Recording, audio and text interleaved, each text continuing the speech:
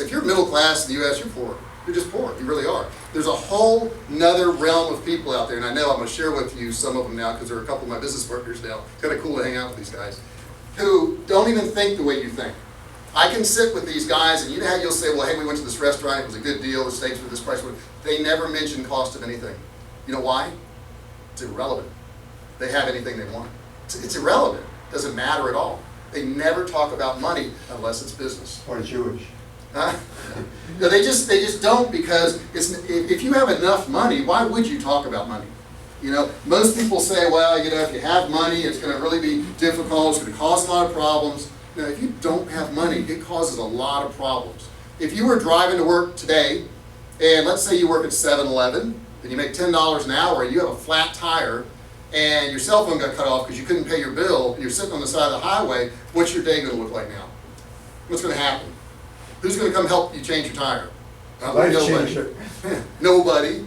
So you're going to have to figure that out, and you can't call work, so you're going to be late, so maybe you're going to get fired from your job. That's a pretty crappy day. Now, let's say you have a couple $1 million in the bank, and you have a flat tire, what happens? Yeah, you call somebody, it's fixed, and you're not getting fired because you work for yourself, and it's an inconvenience. So money does matter. It really does matter. And it's not for the sake of being rich and showing off and have a bunch of jewelry and all that. It's because it lets you do what you want every single day when you wake up. How cool is that? Every day you wake up, you say, what do I want to do today? And you do that. There should be some charity and some good stuff in there too. I'm not saying vacation all the time. That gets old. So the masses say, if you have an idea, they'll tell you you're crazy. And believe me, when I quit a really good job to sell cell phone cases and food online, they went, you're nuts. You are crazy. You're certifiable. Didn't they? They did, didn't they? And if you succeed, they're going to say, well, you were lucky. That was the thing. You just got lucky. All these people are lucky they get rich. They're just lucky. Okay? And then the next thing they're going to tell you, if you do make lots of money, they'll say, well, you're a greedy person. You made a lot of money. You must be greedy. That's why. All these things are taught to us and put in our heads as kids. We hear these things all the time. Those rich people aren't any happier than you are. Yes, they are. Yes, they are. Now, maybe their personal relationships aren't better or whatever, but here's what I figured out. Somebody who makes it, who does well, who makes a lot of money, actually works on all the parts of their life. They may be in better shape. They probably eat better food. You know, they probably work on their disposition and their mood a whole lot more. You know, the guy sitting, and no offense to anybody who's living in a trailer park, but the guy sitting in the trailer park, right, who can barely make his rent, he's not worried about what shape he's in or the quality of the food or what farm it came from. You know, that's something I'm concerned about myself with now. We were sitting at a sushi bar right before I got here, and I'm talking to the sushi guy, and I said, well, he said something about farm fish. I said, well, I don't want farm fish. He said, well, there's certain farms in Sweden. So now I'm thinking about where my actual food source comes from. That guy in the trailer park ain't doing that. He doesn't care about that. He wants to get some food, you know, as discounted as he can get it. So don't fall into what the masses say. And if you read that book, it'll go a long way to tell you more of this. That's my thing. Oh, I got too many clicks in here. Okay, so successful people fail constantly. Richard Branson, you just saw him up here, right? Has dyslexia. He's the 4th richest man in the United Kingdom. He has dyslexia. Anybody in this room have dyslexia? No? Nobody? Okay, you're ahead of him. Who else we got? Stephen King's first novel was rejected 30 times.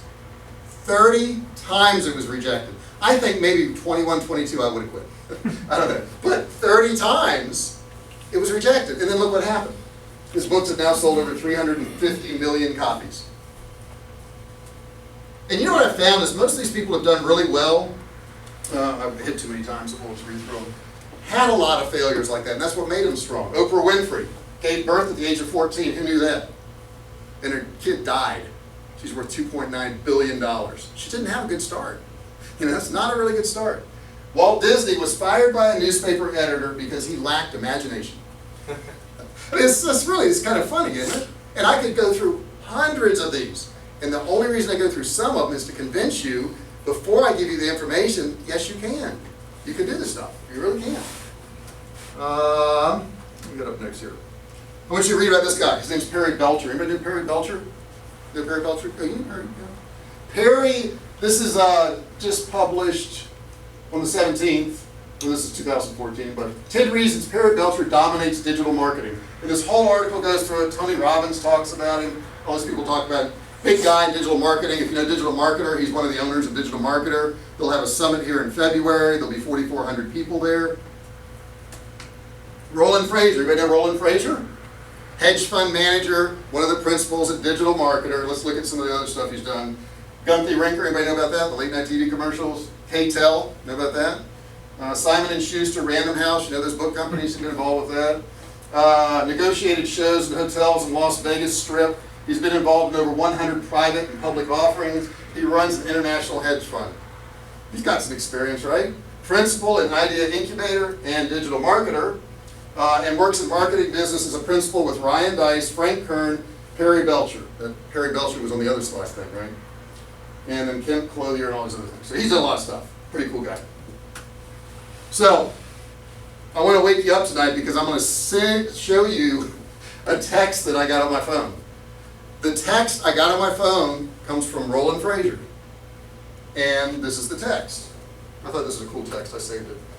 It says, "Hey JR, I should get the deal memo out late tonight or tomorrow. Are you good for meeting Perry and me at Bouchon's in Beverly Hills?"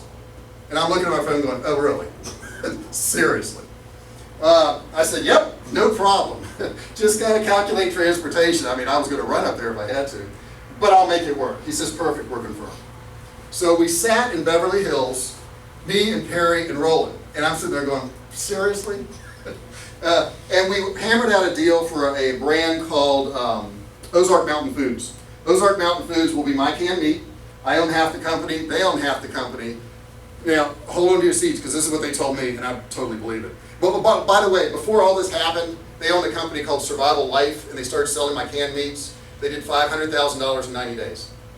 And they said, "This is a good product. We want to talk to you." So we struck a deal. We're both going to half the company, and their estimates the first year are $10 to $30 million in sales. Okay? I started off selling cell phone cases in my bedroom. Okay? So I don't care where you're at, how much money you were invested in, this is the deal I ended up with. I didn't get lucky. Bullshit. I had a lot of failures. How did they estimate that for a whole year? Huh? How would you estimate something? They take their aggregate of customers. They own Absolute Rights. They own Gun Rights. They own Survival Life. They own all these websites. They take the percentage they sold at Survival Life based on what they emailed out. They add all those other people back together, and then they estimate Without sales. any future increasing market. That's where they are right now. Yeah, they haven't Right. emailed those people yet. Exactly. Yeah, they emailed a portion of their list at Survival Life to get that 500 grand. Oh yeah, and we get sales every day from them too. I mean, it's not only sales we did, but that was the first concentrated amount. So you say, well, you're lucky because they contacted you and they made this deal with you. And I'll say, bullshit. And the reason I'm going to say that again is because I contacted them. Here's what I did. Last year at Digital Marketer, the Traffic and Conversion Summit, which will be February. This year, by the way, there's 5 days to sign up for that. And I'm not selling it. I'm just telling you it's going to sell out. There'll be 4,400 people there. At the end of one of Perry's speeches, I made myself really lucky. And here's what I did. I ran up to him with all these crowds around him trying to interview him and talk to him. And I said, "You need what I have." And he looked at me, he says, "I'm really busy, I don't know who you are." And he starts to walk away. I said, "I'm the only canned meat in America that's labeled for long-term food storage. You need it, it's Survival Life, I know you're involved in it." And he looked at me like I was crazy. He says, "Really?" I said, "Yeah." He says, "Can you go to a private party tonight?" I said, "Yeah." And that happened to be a party with Survival Frog, which does a huge amount of business with us too. They're another survival company. And I signed Survival Life to sell my Survivalcave food. And when they saw what it did, then they said, "Hey, how about a deal?" And that's how we ended up there. So all these things that look really lucky are putting forth a lot of effort. And I can tell you, if I ran up, to 100 people on stage that were very popular and all these thousands of people were listening, most of them would tell me to go away. But one didn't. One didn't. Okay? So all along the way, you've got to keep trying to do these things because they will work. Now, I'm going to give you the top 7 things you will need to do. Number 1, don't overthink or overanalyze. This happens day in and day out. You say, well, you know what? I'm going to look at this website company, and I'm going to look at this website company, and I'm going to take this course on traffic, and I'm going to take this other course on traffic. And maybe I should do my traffic this way. Just start doing something. You need some education, but it's better to start with no knowledge, and you'll learn along the way, than to never start. Because so many people gather all this information, go to all these classes, get all this crap. Just go do something. Something. Next thing, don't educate without action. You can buy every course in the world and you can know everything there is, and if you don't add action to any of those courses or any of those things that you're supposed to do, then you will fail. Now, you may fail with some of these courses. Some of them could be awful. And that's okay to take 10 awful courses and fail on every single one of them. At least you know what not to do, right? You can start doing the opposite, but do something. Next one up here. Don't ask the masses. Don't talk to your family. Don't talk to your friends. Don't ask for advice from anybody. Just go do it. Go do it. Don't ask anybody anymore. You know, how many times you say, well, I just want to bounce this idea off a couple of people. Don't do it.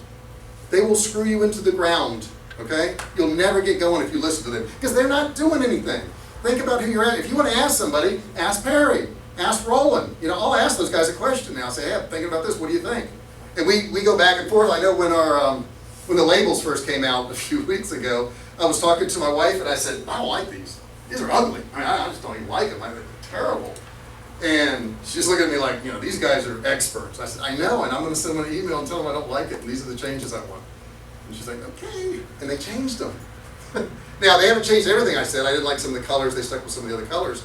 But bottom line is, that no matter how much knowledge somebody has, if you think you got a great idea, just go ahead with it. Do it. Because there were some things I pointed out they didn't notice. Educate yourself every day. Don't miss a day without learning a little bit more or doing a little bit more towards your business. Don't miss a day. Don't say, well, this weekend I'm going to have some time. I'm going to work on it then. Bull. Take 10 minutes tonight. Who doesn't have 10 minutes a night? You know? And if you say, I don't have 10 minutes, I say, well, take 10 minutes out of your sleep. When I started my company, I got off at 9:30 at night.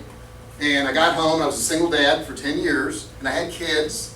And I would start working at anywhere from 10 to 11 to midnight and work till 3 in the morning.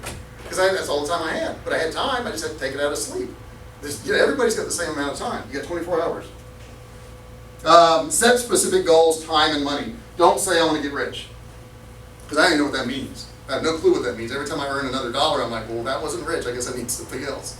So set a specific goal. I want to do, you know, $10,000 this month, or I want to do $5,000. Set a specific time period. Don't say, well, I want to make $5,000 a month and never have a time period for that.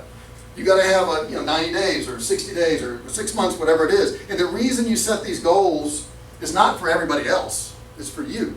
So that you can look back at the goal in 6 months and say, oh, I was going to make $5,000 a month in 6 months, and I haven't done anything yet. You know, I've researched a lot of websites. I've surfed a lot of websites. I haven't done anything yet. That's what the goals are for. They will remind you. And then when you hit them, check them off. I remember the first time I flew first class on an airplane. That was one of my goals. I was like, did it. It's a wide seat. This is nice. Have some little goals that you can do. Do something you love. Don't get into something you don't like doing. That's just craziness, right? If you love it, you'll figure out a way to make money at it, if you really love it. All right? Next, never quit. Do not quit, do not quit, do not quit. I could have quit when the cell phone cases didn't work. I could have quit when they couldn't supply the freeze-dried food. I could have quit when eBay cut me off. You know, I could have quit when they said you don't have any proteins. I could have quit so many times along the way. But I didn't want to go back to my job, so there was no help for me. Here we go. The business success process. Number one, now we're going to get into the meat of what you need to do. Number one thing you need to do is build an audience. You need an audience. You need to have people you can sell your product to. It doesn't matter if you don't have a product yet. Okay? Have an interest. If your interest is, I don't know, bodybuilding, weightlifting, we'll use that for a second. Then you need to start getting people who know you, right, who are interested in that subject. You know, if your subject is, you know, family matters and working on that, you can find people out there who have issues in those areas that you can solve some problems for. Start aggregating those people now. And I want you to imagine it this way. I use the restaurant analogy. Most restaurants open this way. They get an idea for food. They think they're a good cook. They go out and they rent a space and spend a ton of money. They renovate that space and spend a ton more money. They get all these menus together and they open the door and then they wait. And they go, oh, it'd be nice if somebody came in. Imagine if before they did that restaurant, they had 10,000 people that knew them, loved their food, had eaten their food, had tasted their food, and knew they were going to open a restaurant, and they told those 10,000 people the day they were opening. Guess what their traffic would look like then? Whole different scenario. So I'm going to tell you how to get your traffic in a second, but number one, it's called media, or it's called audience, it's called a tribe, you call it whatever you want. It's people who are interested in whatever you're talking about. Community, whatever it is. But they got to be yours. You can't be part of somebody else's, they got to be yours. And you got to do this before you build your business. Very, very important. How can you do it? One way, YouTube channel. Do videos on whatever your subject is and give them away. Just give it away. Try to do them the best you can, but don't worry if they're not perfect. I have some awful videos. Awful videos. And I got some that are a little bit better. But bottom line is, put that information out there for free. Let people see it. If you go to my YouTube channel, which is youtube.com/JRFisherTraining, you'll find about 50 or 60 videos that will tell you how to do a lot of this. Okay, for free. I'm giving it to you for free. But you got to do it. You got to have videos nowadays. Video sells. Can you do it without videos? Maybe, but it's a lot more work. Blogs. And don't confuse blogs with having to sit down and write long passages and tons of pages and all that. A blog can be anything. It can be shared stories that you want to share. It could be your videos from YouTube. You can pull through and put those on there. Once you get good at what you do and you know your subjects, you can actually hire somebody to write some blogs for you. I do that every now and then. I have blog writers. It saves me a lot of time. And it's cheap. Articles, you can get in newspapers. You got to call them and tell them about whatever you're talking about. People say, that's crazy. You can't just call a newspaper to write a story on that. I've had it done on the East Coast and West Coast on me. I didn't bring those in tonight, but I've had stories written about our company. Because I called up the editors and say, hey, on a slow news day, this is a great story for you. And I tell them all about my company, and sure enough, they write articles on me. So don't expect them to find you. It doesn't work that way. Harry was not going to run off the stage into the audience and goes, anybody got anything out here that I can sell? Is JR here? Yeah, he's not going to do that. Or you can do paid traffic. Paid traffic is a science in itself. Don't let the word science scare you. It should make you feel good because it's something you could learn. And if you learn paid traffic through Facebook, and I'll show you how to do that in a second, on an overview, you can earn a ton of money. Facebook pixel process. Okay, so I'm going to get a little bit more to the paid traffic now. And we're going to have a lot of time for questions too, because I know this is going to get kind of heavy in just a second.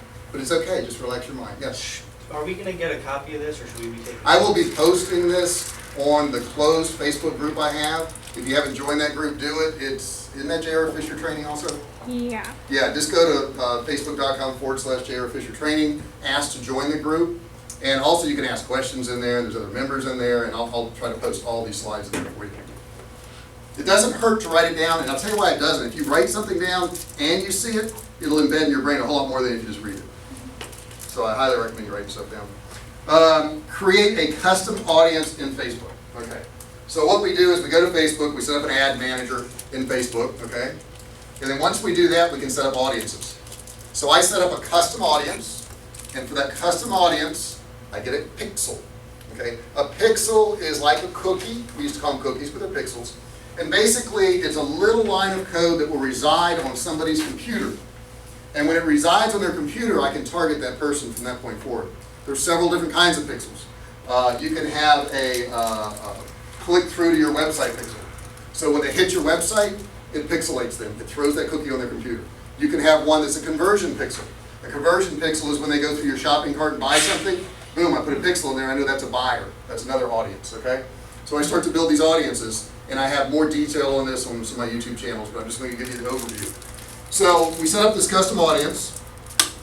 Traffic is pixelated when they click on an ad and are sent to the website. That's the first one, okay? That's website traffic pixelation.